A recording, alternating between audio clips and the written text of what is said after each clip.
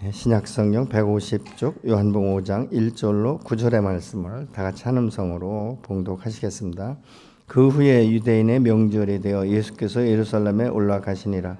예루살렘에 있는 양문 곁에 히브리 말로 베데스라 하는 못이 있는데 거기에 행각 5이 있고 그 안에 많은 병자, 맹인, 다리 저는 사람, 혈기 마른 사람들이 누워 물의 움직임을 기다리니 이는 천사가 가끔 못에 내려와 물을 움직이게 하는데 움직인 후에 먼저 들어가는 자는 어떤 병에 걸렸든지 낫게 되미러라.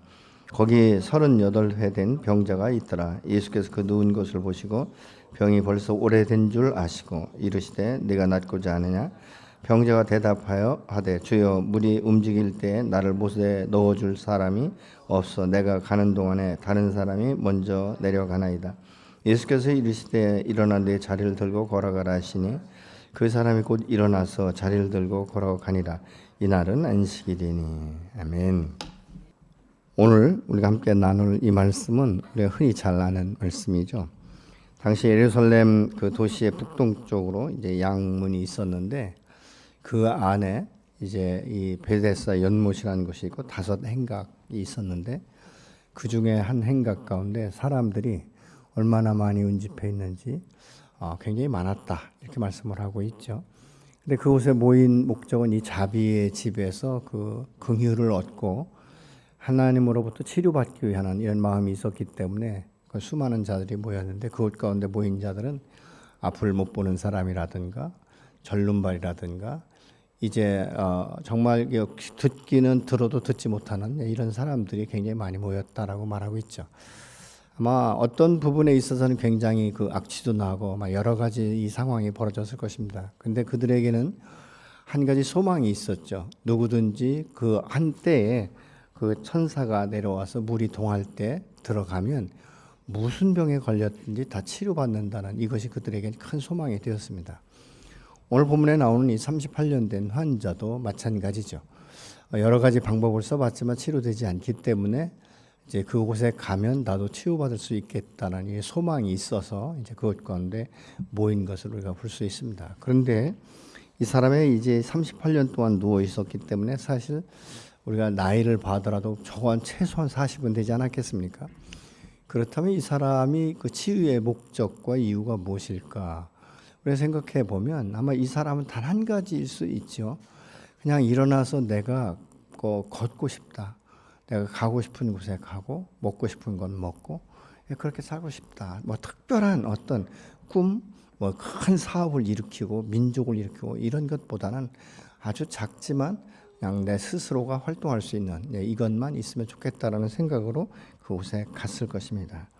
그래서 이 소망을 가진 사람만이 인내할 수 있어요. 그래서 인내는 믿음 이전에 그 안에 소망이 있는가. 그 소망을 따라서 우리가 인내할 수 있는 것이죠. 그 인내는 또한 믿음이 있어야 되는 것입니다. 그렇기 때문에 이 사람 안에 소망은 지금 치유되고 회복되는 것 아니겠습니까? 여러분의 마음 가운데 소망은 어떤 것입니까? 우리가 우리의 그 산 소망이 있다는 것은요, 건강할 때는 사람들이 굉장히 도전적이고 비전이 많습니다. 그리고 젊을수록 그 소망이 불타오르는 것들을 우리가 볼 수 있죠. 성경에 여러 인물들이 많습니다. 17세에 꿈을 꿨던 우리가 잘 아는 대로 요셉을 여러분 기억할 수 있지 않습니까? 요셉 같은 경우는 어떻습니까? 어린 나이에 꿈을 꾸고 정말 형들에게 이야기하고 자랑스럽게 이야기를 했어요. 근데 그 꿈을 꾼 것과 말한 것이 문제가 되어서 하루아침에 형들의 손에 팔려서 이제 노예로 전락하는 이런 신세가 되지 않습니까? 말이 그렇지 이 노예라는 것은 완전히 사람 취급도 못 받을 그때 하나의 물건과 같은 이런 취급을 받을 때 아니겠습니까? 또 그가 이제 그곳에서 충성스럽게 일을 잘하는데 볼 때 굉장히 외모로도 괜찮았던 것 같아요. 그러니까 그 주인이었던 이 보디발의 아내가 계속 측은적되기 시작하는 것이죠. 어느 날 딱 둘밖에 남지 않았을 때입니다. 굉장히 위험한 때 아니겠습니까? 그때 또 이 보디발의 아내가 자꾸 이 옷소매를 잡고 늘어지니까 내가 사람이 아니라 하나님 앞에 내가 범죄할 수 없다 이래서 도망가다가 발거벗은 채 도망가죠. 근데 그것이 문제가 되었어요. 그러니까 이 보디발은 무엇입니까? 아내의 말을 더 신뢰하는 거죠. 의구심은 가지만 신뢰하기 때문에 결국은 이제 감옥에 가야 되는 이런 신세로 전락하지 않겠습니까? 근데 인간적인 생각을 들면 뭐 이렇게 말할 수 있을까? 하나님 왜 나한테 그냥 꿈을 주셔가지고 날 이렇게 낭패를 갖게 하십니까? 또 자신을 생각할 때 내가 참 꿈은 꿨지만 말하지 않았더라면 괜찮을 것을 괜히 말을 해가지고 내가 스스로 이렇게 올무에 걸리고 고통을 당하는구나 이런 생각하지 않겠습니까? 또 75세에 부름받았던 이 아브라함은 모두가 우리가 소망하는 사람 아니겠습니까? 그가 정말 갈 바를 알지 못하고 떠났지만 하나님의 언약의 말씀은 어떻습니까? 내가 너로 인해 큰 민족을 이루어 천하 만민이 너로 인해서 복을 받을 것이다. 그런데 그때 아브라함은 부자했다. 이렇게 성경은 말씀하고 있지 않습니까? 그러니까 우리는 아브라함을 믿음의 조상으로 생각할 때 엄청난 사람인 거 생각했지만 사실은 그가 이 주님 안에서 또 하나님의 그 영광 가운데 큰 그 소망을 붙들고 있었어요. 근데 이것이 1년, 2년 지나면서부터 어려워지는 이런 그 모습을 볼 수 있지 않습니까? 그렇지만 그가 계속적으로 인내하는 것을 볼 수 있어요. 그래서 인내라는 것은 소망이 있을 때, 또 소망이 있을 때 믿음으로 인해서 우리가 인내할 수 있게 되는 것이죠. 그건 언제입니까? 이루어질 때까지라는 것을 우리가 알 수 있게 되죠. 그래서 히브리서 10장 36절은 이렇게 말씀합니다. 여러분의 하나님이 뜻을 행하고 하나님께서 약속해 주신 것을 받으려면 인내가 필요합니다. 이렇게 이제 공동 번역은 말씀을 하고 있습니다. 이 말씀에서 세 가지 의미를 우리에게 주고 있는 것이죠. 하나님의 약속과 성취 사이에는 반드시 인내가 필요하다. 근데 이 인내는 언제까지? 하나님의 때까지 그 시간들을 우리가 기다려내는 것이죠. 그러니까 시간이라는 것은 반드시 때가 있다는 거예요.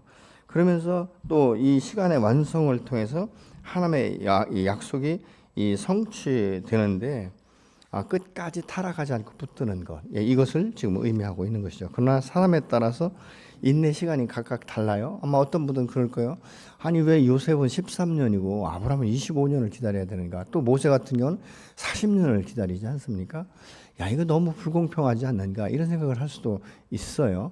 그렇지만 하나님의 편에서 볼 때 그 사람의 기질과 또 성품과 또 형성된 어떤 이 과정, 또 믿음의 이런 어떤 분량, 이런 것들을 다 보고 나서 하시는 거예요. 그렇기 때문에 그 분량은 우리가 왜 저 사람은 짧고 나는 길고 이것이 아니라 내게 지금 주어진 시간들이 언제인가, 내게 소망을 주신 그가 언약을 성취할 때가 언제인가를 우리가 생각할 수 있어야 되는 것이죠. 그러면서 우리가 이제 주님 앞에 나가서 나의 어떤 이 죄와 허물과 이런 것들을 보면서 변함없이 나를 당신의 진리의 길로 인도하시는 여호와의 그 사신과 전능하심과 나를 사랑하시고 오늘 또 내 곁에 계셔서 함께 동행하시는 사신 여호와를 우리가 기억한다면 끝까지 우리가 소망 가운데 인내할 수 있는 힘이 생기게 되는 줄로 믿습니다. 사실 어떤 부분에 있어서는요, 내 생명을 하나님께서 계속적으로 채워 가시는 거예요. 그리고 나를 부르신 이는 합력해서 선을 이루게 하시고 반드시 내게 언약하신 것을 이루시는 하나님이라는 것을 우리가 믿음으로 붙들을 때 그 소망은 불씨가 되고 끊임없이 타올라서 때가 되면 반드시 성취되게 되는 줄로 믿습니다. 우리가 아브라함을 생각해 보면 결론적으로 우리가 생각을 하기 때문에 굉장히 훌륭한 사람이다, 믿음이 좋은 사람이다 이렇게 말하고 있지만 그도 역시 우리가 똑같이 육신을 입었고 죄성을 가진 인간이라는 것은 어쩔 수 없는 것 아니겠습니까? 그래서 아브라함이 하나님의 그 부르심 가운데 갈 바를 알지 못하고 떠났지만 하나님께서 말씀하신 대로 순종해서 나가죠. 그런데 1년, 2년 기다려도 이게 약속의 씨를 안 주시는 거예요. 그러니까 얼마 안 되어서 자기의 마음 가운데 이렇게 결정을 합니다. 하나님은 내 안에 태문을 열지 않으시는구나. 그렇기 때문에 내가 내 집에서 기른 아주 신실한 엘리에셀 내 종을 내 후계자로 삼아야 되겠다. 이렇게 마음을 먹었어요. 근데 여호와께서 그래 알았다 이러시면 얼마나 좋겠어요. 근데 그렇게 말씀하지 않는 거예요. 창세기 15장 2절로 3절의 말씀을 같이 보시겠습니다. 아브라함이 이르되 주 여호와여 무엇을 내게 주시려나이까? 나는 자식이 없사오니 나의 상속자는 이 다메섹 사람 엘리에셀이니이다. 아브라함이 또 이르시되 주께서 내게 내 집에 길린 자가 내 상속자가 될 것입니다. 그러니까 참다 안 되니까 그러면 하나님이 내 집에서 기르고 내 집에서 양육하고 성장한 정말 신실한 이 훌륭한 내가 몸으로 낳지는 않았지만 육신적으로 내 곁에 서서 모든 일거수일투족을 함께 동행하면서 배워온 이 엘리에셀에게 주면 되겠구나 이런 생각을 하고 있었어요. 근데 하나님 사실 아니라는 거예요. 그러니까 아브라함이 뭐라고 말합니까? 아니 그러면 하나님이 나에게 씨를 주셨어야지 씨를 안 주셨잖아요. 이렇게 말하는 것입니다. 요즘 우리하고 비슷하지 않습니까? 우리가 하나님 앞에 기도하다가 안 되면 이제 기도를 쉬거든요. 왜 쉽니까? 기도해도 별 수 없다 이런 생각을 하고 있는 거예요. 근데 그 이유 중에 하나가 뭡니까? 내가 아무리 기도를 해도 수년 동안 기도해도 하나님이 응답하지 않는다는 거예요. 그 응답하지 않는 하나님 앞에 내가 왜 기도해야 되는가? 이런 생각이 들면 기도를 중간에 중단해 버리는 거예요. 여러분, 그것은 내 생각이고 내 결단이고 내 시간이지 하나님의 선택과 하나님의 시간이 아닌 거예요. 그러니까 이렇게 핑계를 대는 것이 얼마나 합리적인지 말이죠. 이것은 아브라함만의 문제가 아니지 않습니까? 저와 여러분의 문제도 되지 않습니까? 여러분 그런 기도 안 해보셨어요? 하나님 이렇게 기도하면 뭐예요? 기도해도 응답이 없는데요. 기도해도 저 사람 바뀌지 않는데요. 기도해도 내 어떤 삶의 어떤 융통성이나 내 삶에 필요한 것들이 공급이 되지 않는데 차라리 내가 사람을 찾는 게 낫죠. 이런 생각 우리가 할 수 있는 것이죠. 그러나 여호와께서는 그에게 임하셔서 다시 말씀하시는 거예요. 그 사람이 상속자가 아니야. 내가 얘기했잖아. 내 씨로 인하여 천하 만민이 복을 받게 될 것이고 큰 민족을 이룰 것이더라고. 그러니까 아닌 거야. 이렇게 말씀하시니까 아브라함이 넘어갑니다. 근데 넘어가서 또 수년을 지나도 안 생기는 거예요. 그러니까 그 다음에는 이 아브라함의 아내 사레가 그걸 못 참는 거예요. 그러니까 자기 몸으로는 도저히 출산할 수 없다는 것을 느낀 거죠. 마음으로 느끼니까 하루는 아브라함에게 이렇게 말합니다. 여보, 내가 지금까지 정말 하나님께 주신다고 말씀하셔서 그냥 하나님을 이때나 저때나 기다렸는데 아직도 소식이 없고 나로서는 도저히 내 몸에서는 출산할 수 있는 이런 것들이 되지 않는다. 그러니까 그래도 젊은 내 몸종 이 여종에게 당신이 들어가라. 그러면 육체적으로 볼 때 하나님께서 말씀하신 대로 당신의 씨가 되지 않겠느냐 이렇게 말하는 거예요. 여러분 이 말은 사실은 끊을 수도 있는 것이고 받을 수도 있는 것이죠. 근데 아브람도 생각해 보니까 그게 합리적인 것 같아요. 지금까지 아무리 기다려도 이제 태어나지 않는 이 자식을 더 이상 기다릴 수 없다는 것이죠. 그래서 창세기 16장 2절은 이렇게 말씀합니다. 사레가 아브라함에게 이르되 여호와께서 내 출산을 허락하지 아니하셨으니 원하건대 내 여종에게 들어가라. 내가 혹 그로 말미암아 자녀를 얻을까 하노라 하니 아브라함이 사레의 말을 들으니라. 여기서 우리가 생각해 볼 것은 사레가 이 부분을 이렇게 말하는 거예요. 내게 출산을 허락하지 않았다는 거예요. 하나님께서 자기의 태문을 열지 않았기 때문에 출산을 허락하지 않았기 때문에 나는 더 이상 기다릴 수가 없다. 그러니까 몸종 하갈과 함께 동침을 하라고 말하는 거예요.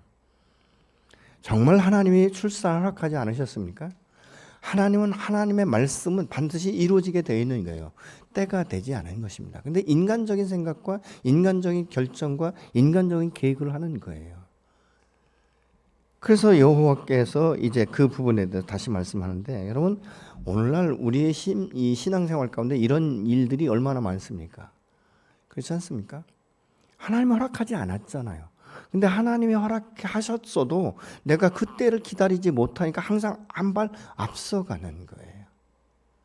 이런 실수를 우리 신앙생활하면서 많이 반복되는 것 아니겠습니까? 그래서 오늘날도 많은 사람들이 믿음의 선한 싸움을 싸우고 승리할 것을 믿음으로 취하고 붙들어 가다가도 순간순간 힘들어하는 그 육체의 나이나 이런 것들 자꾸 계산하니까 환경을 계산하니까 계속 중간중간에 이 낙오자가 생기는 이런 그 모습들을 볼 수 있다는 것이죠. 쉽게 하면 이거예요. 내가 이 나이에 무슨 영화를 보겠는가? 아니 지금 내가 자식을 낳는다고 할지라도 내 나이가 몇 살인데 어떻게 양육할 수 있다는 것인가? 이런 생각을 우리가 순간순간 하게 된다는 것이죠. 여러분은 어떻습니까? 내 이 나이에 하나님이 주신 약속을 성취할 수 있겠는가? 또 성취한들 얼마나 내가 그 일을 할 수 있겠는가 하는 이 마음이 자꾸만 내가 지금 믿음으로 전진하는 이것을 자꾸 내려놓게 만드는 거예요. 멈춰버리게 만드는 이런 현상들이 종종 일어나게 되는 것들을 우리가 보는 것이죠. 근데 이런 생각이 들면 굉장히 힘들어집니다. 신앙생활하기도 힘들고 언약의 말씀 앞에 기대감이 자꾸 상실돼가는 이런 모습을 볼 수 있는 것이죠. 아브라함과 사라에게 다시 찾아오셔서 기한을 정해 주시는데 그게 안 믿어지는 거예요. 그러니까 사라가 또 아브라함도 그렇고요. 대놓고 직면적으로 하나님 앞에 하나님 지금까지는 안 주셨는데 무슨 내년 이게 말이 됩니까? 이렇게 생각할 수도 있는 것이죠. 그러니까 그렇게 차마 말은 못하니까 무엇으로 응답하는지 아십니까? 웃음으로 웃는 거예요. 헛웃음 아시죠? 예. 에이 뭐 안 될 건데. 예. 이 마음이 굉장히 그 사람들의 마음이 얼마나 지금 계속적으로 낮아졌는지 얼마나 그 기대감이 상실됐는지를 알 수 있어요.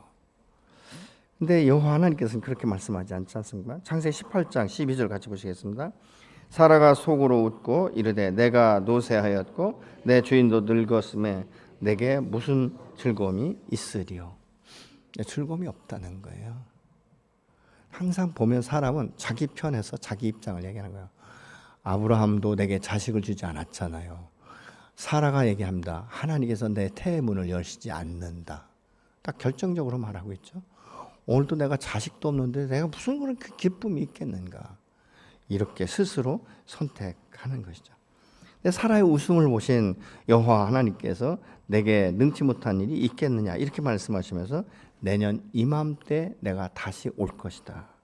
그렇게 말씀합니다. 근데 그때 나이가 아브라함의 나이가 99세라는 거예요. 오시려면 좀 일찍 오시지. 그 불가능한 이때 오셔서 왜 이렇게 말씀을 하시는가. 근데 이때는요 아브라함에게 자식이 있었지 않습니까? 이스마엘, 그렇죠? 자식이 있었어요. 그러니까 그 자식에게 사실은 기대감을 더 거는 거예요. 주실 하나님보다 지금 있는 이 자식을 더 먼저 생각하는 것이죠. 오늘 본문에 나오는 38년 된 환자가 적어도 이곳저곳 안 다닌 곳이 없었을 것입니다. 우리가 잘 아는 12회 혈루증에 앓던 여인이 예수님을 만나기까지 자기는 안 해본 것이 없다라고 말하지 않습니까? 여러분 사람이 중병에 들면요 정말 할 수만 있으면 다 하고 싶은 거예요. 근데 이 사람이 베데스다에 올 때는 이 베데스다라는 것은 자비의 집이라는 이름이 있지 않습니까? 그 자비와 긍휼이 내게도 임하지 않을까 이런 생각에 온 거예요. 근데 38년 동안 누워 있었다고 말하면 적어도 40년, 그렇죠? 40살 정도 됐다는 거예요. 그러면 나은들 내가 무슨 소망이 있겠는가 이런 생각할 수도 있지 않겠습니까? 뭐 이 나이에 뭐 이렇게 살다가 가는 것이지 이런 생각을 할 수 있어요. 그런데 이 사람은요 나름대로 노력을 해요.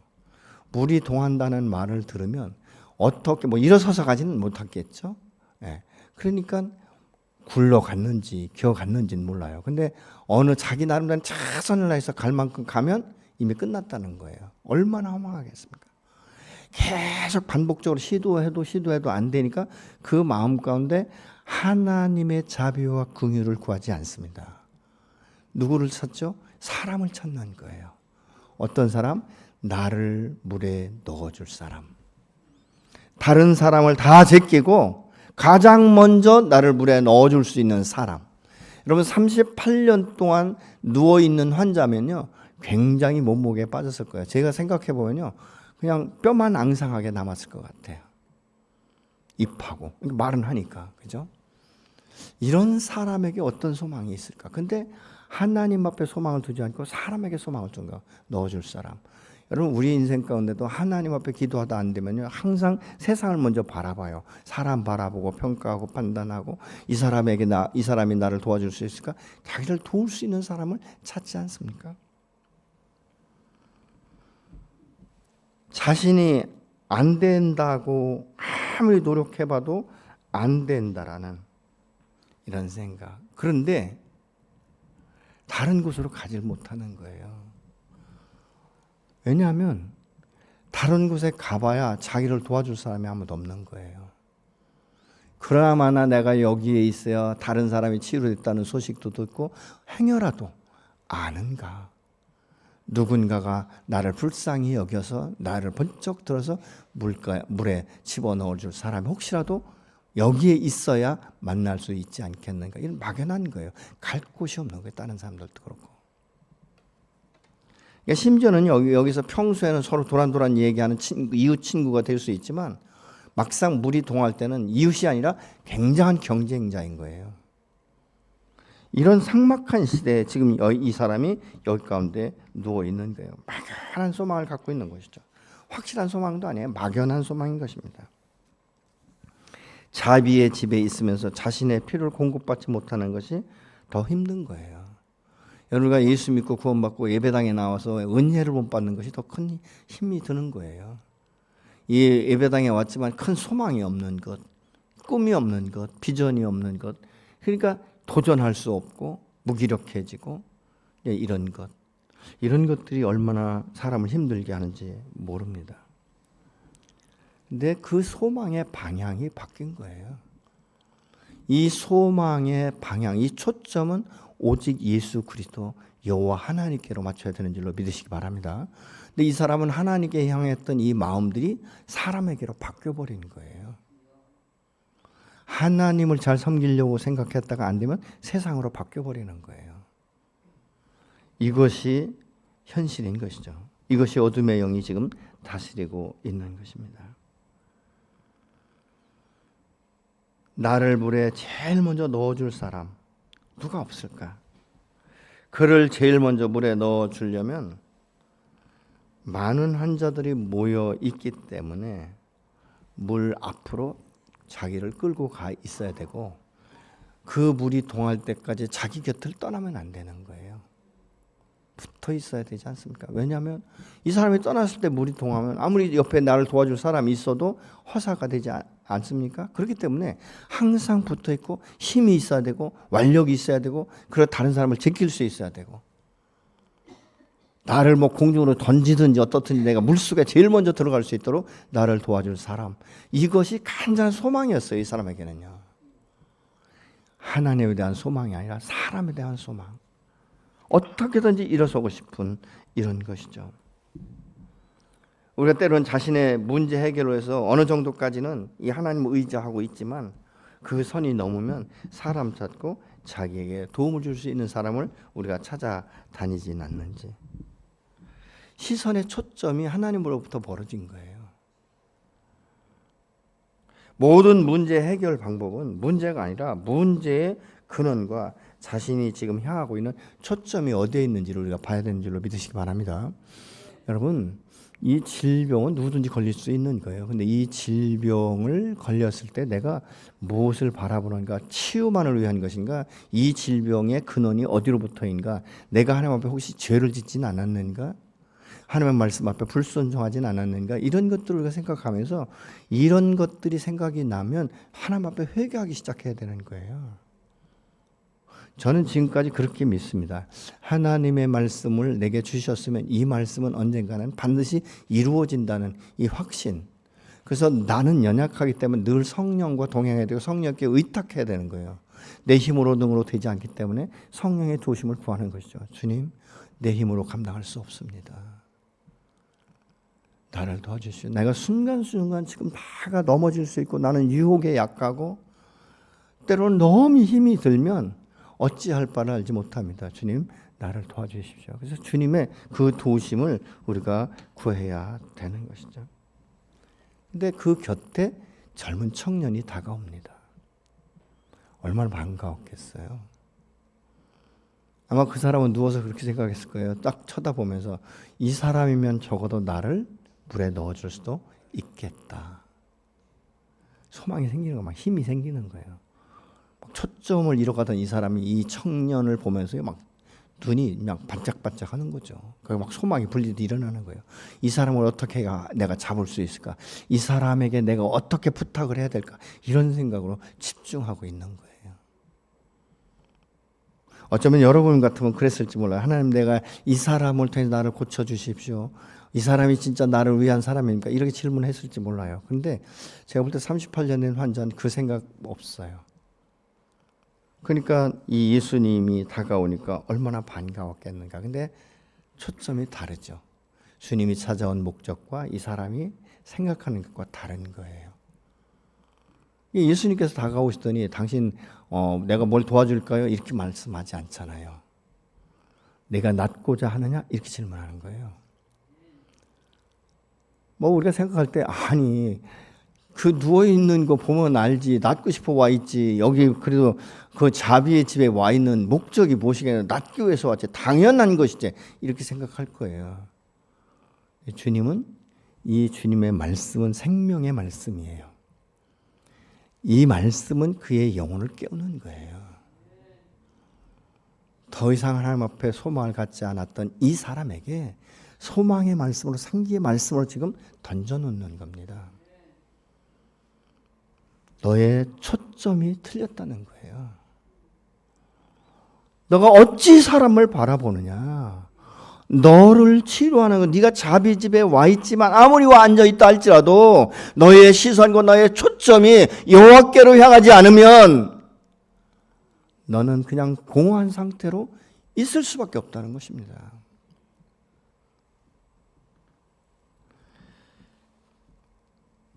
그러니까 이 사람에게는요, 지금 자기를 들어 옮길 사람이 필요한데 예수님은 이 사람의 영적인 상태를 먼저 보시는 거예요. 그리고 이 사람이 얼마나 낙심됐겠는가, 얼마나 좌절됐겠는가, 얼마나 반복적으로 상실감을 가졌겠는가, 이걸 주님은 알고 계신 거예요. 그러나 너의 잠든, 너가 정말로 하나님을 의지하는 이런 에너지가 없는 이 상태에서 내가 너에게 지금 말한다고 말씀하고 있는 것입니다. 그리고 그렇게 이야기할 때 이 사람이 뭐라고 말합니까? 7절 같이 보시겠습니다. 그 병자가 대답하였다. 주님, 물이 움직일 때 나를 들어서 못에 넣어주는 사람이 없습니다. 내가 가는 동안에 남들이 나보다 먼저 못에 들어갑니다. 세번역 성경에 이렇게 말씀하세요. 그러니까 부추기는 것이 아니라 들어서 던져줘야 된다는 거예요. 그런 사람을 지금까지 만나지 못했다라고 말합니다. 그래서 나는 치료받지 못했습니다. 이 사람의 대화 가운데 내 죄에 대해서 바라봤다는 말이 전혀 없습니다. 그러니까 이것이 인간이에요. 그렇지 않습니까? 아브라함도 이 사람도 똑같은 것이죠. 또 저도 똑같은 것이고요. 그러니까 우리가 뭘 안 되면 항상 하나님에 대해서 소망을 가지고 더 적극적으로 나가기보다는 자꾸 절망과 좌절을 가지고 하나님으로부터 멀어져서 다른 방법을 쓰려고 한다는 거예요. 그러니까 이 시간, 이 인터벌이 자꾸 길어지는 거예요, 여러분. 저는 어떤 때 그런 생각을 해요. 이렇게 상담을 하고 이렇게 특히 이렇게 질병에 걸리신 분들한테 좀 끝까지 싸웠으면 좋겠는데. 제가 처음 그 개척하고 시작할 때요, 이 자녀들이 계속 저렇게 이 임신하면 이게 자연유산 되고 그런 분이 있었어요. 그래서 제가 이야기했어요. 그 기도하는데 하나님께 그런 마음 주시더라고요. 정말 작정하고 기도를 했으면 좋겠다. 뭐 날짜는 없이 하나님께서 그 태문을 여실 때까지, 하나님께서 열매를 주실 때까지. 근데 제가 그 이야기를 했을 때 그분이 신앙생활을 오래 한 분이 아니에요. 근데 딱 시간을 정해놓고 기도를 하는데요, 얼마나 열심히 기도하는지 모릅니다. 그래서 수요일 같은 경우는 저녁 예배 시간 전에 자기가 와요. 와서 기도하는 거예요. 예배 시간까지. 그게 언제까지요? 자녀가 출산될 때까지. 기적인 거죠. 하나님의 은혜가 아니면 안 되는 거예요. 근데 자기가 생각한 대로 1년 후에 뭐 임신이 되고 그럼 얼마나 좋겠어요. 근데 그게 안 될지라도 그분의 그 성실함을 저는 보면서 깜짝 놀랐어요. 야, 이 사람이 믿음은 없지만 얼마나 하나님 앞에 사모하고 갈망하는 마음이 있는가. 태문을 여시는 분도 주님이시지만 출산할 때까지 지키신 이도 여호와 하나님이라는 걸 철저하게 믿고 기도하는 것이죠. 여러분 우리 기도는 중도에 막 낙심하고 좌절한 것이 오히려 그때는 내 기도를 하나님이 듣고 계시구나라는 것을 여러분 반대로 좀 생각하셨으면 좋겠어요. 왜냐하면요, 우리 하나님이 죽은 하나님이거나 내 기도를 듣지 않는, 기도에 응답이 없는, 그리고 나는 믿음이 없는, 생명력이 없는 사람이라면요, 사단이 건드리지도 않아요. 놔두는 거예요. 근데 생명력이 있고 내 기도가 지금 상달되고 있고 하나님께서 응답하실 것을 알기 때문에 중간에 자꾸 그렇게 방해하는 거예요. 미혹하는 거예요. 여러분 그때 희열을 느끼세요. 나는 그리스도인이구나. 내 안에 성령이 계시구나. 하나님 내 기도를 지금 듣고 계시구나. 이렇게 여러분 반대로 딱 생각하시면요, 굉장한 힘이 생깁니다. 에너지가 생기는 거예요. 여러분 제가 목회자지만 전들 왜 안 흔들릴 때가 있겠습니까? 수없이 흔들리죠. 그러나 그때마다 하나님 말씀하시는 것이죠. 그리고 하나님을 의지하는 것입니다. 그리고 예수님께서 말씀하시잖아요. 이 사람이 이렇게 이야기할 때 예수님이 뭐 어떻다 설명하지 않습니다. 그 다음에 예수님이 하신 말씀이 뭐죠? 내 자리를 들고 일어나 가라는 거예요.